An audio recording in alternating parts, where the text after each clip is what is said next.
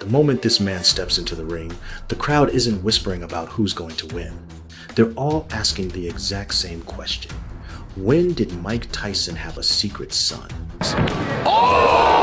Big shot from Evans! He's got the same thick tree trunk neck, the same terrifying low-centered peekaboo pressure, and the same short, vicious, heavy hands that turn opponents' legs to absolute jelly. Even his face and his ice-cold expression look exactly like a young Iron Mike. But the truth is way crazier than that. The first time this natural-born killer actually put on a pair of gloves, he didn't knock anybody out. Instead, he got beat down to his knees and cried right there on the canvas. His name is DeAngelo Evans. He didn't even touch a pair of boxing gloves until he was 19. He has 0 official amateur fights, no national championships, no Olympic pedigree, and no legendary trainer paving the way for him. Yet years later, he's forged a terrifying record of 15-0 with 14 KOs. People remember his face because of the Tyson shadow, but all he wants to do is use his fist to rip that label off. Pivot too from a couple different fighters tonight. But he's fighting for the day when people see his face, and the first name they scream isn't Mike Tyson, but Evans. Before he turned 19, he was just a regular kid who wrestled and played football. Wrestling got him into college. It didn't teach him how to throw a punch, but it hardwired his body with a rock-solid center of gravity, explosive close-range power, and a stubborn refusal to lose. Until one day, relying on his sheer physical strength, he talked some reckless trash in a boxing gym. The coach didn't argue. He just asked one question: "You brave enough to step up and try?" The result? The guys who looked way weaker than him had faster feet and sharper punches. The second he tried to close the distance for a takedown, his opponent would slip to the side. The moment he raised his hand to counter, he ate a heavy shot straight down the pipe. He didn't even know where the punches were coming from. He just knew he was getting a one-sided beatdown, until he was completely broken, kneeling on the floor in tears. When he walked out of the gym that day, he only had one thought in his head: this sport is not for me. But he later admitted that when he pushed those gym doors open the very next day, it wasn't because he suddenly fell in love with boxing. It was because he couldn't swallow the feeling of being utterly dominated and walked all over other guys' box because of passion or God-given talent. Evans stayed simply because he couldn't let that disrespect slide. And that is the real difference between him and a young Tyson. Tyson was groomed as a boxing prodigy from childhood. Evans started at 19.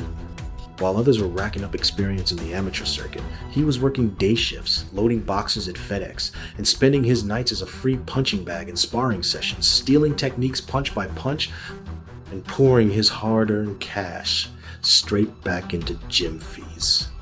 Just as boxing was finally giving him a glimmer of hope, life hit him with a heavy shot of its own. His mother passed away in a car accident. That's the kind of pain where no referee is going to step in and stop the fight when you can't take it anymore. Evans didn't talk about his grief. He just locked himself in the gym. Only when he was smashing his fists into the heavy bag over and over again did the suffocating weight on his chest find an exit. Boxing went from psychological therapy to a hobby, and finally into the profession he was willing to bet his entire life on. At 23, Evans officially turned pro.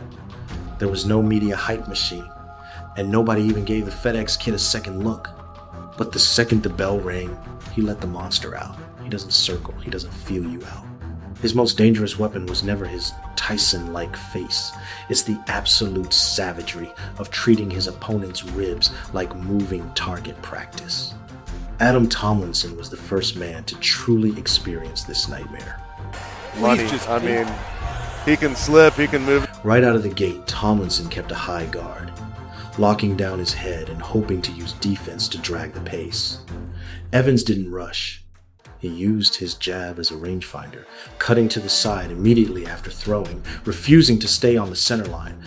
In round 2, Evans suddenly dropped his level, bearing a devastating heavy shot deep into the body. Tomlinson dropped to one knee instantly, and the ref started counting. That punch felt like a rusty nail driven right under his ribs. In round 3, Evans pulled the exact same trick. Same spot, another sickening hook.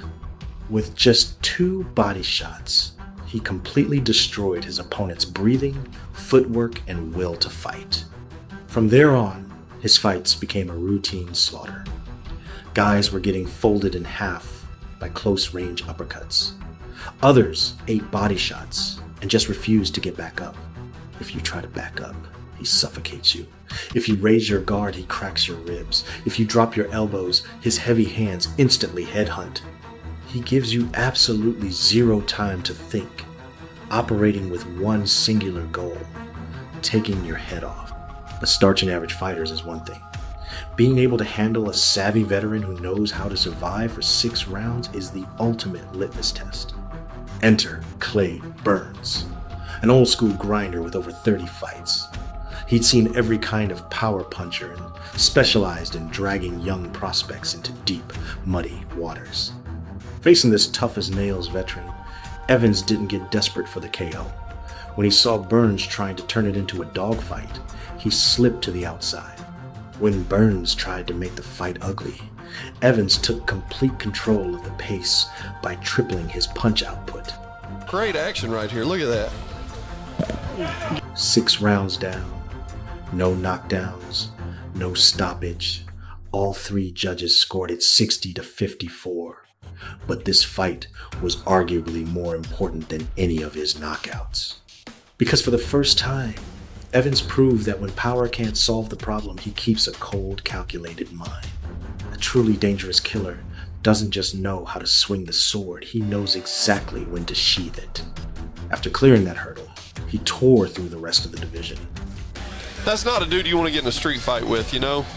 In May 2026, he faced Cesar Villarraga, an undefeated veteran and former Olympian. It was supposed to be his toughest test yet. Instead, it lasted exactly 2 rounds. With one lightning-fast left hook, Villarraga's body went completely limp, his legs giving out underneath him.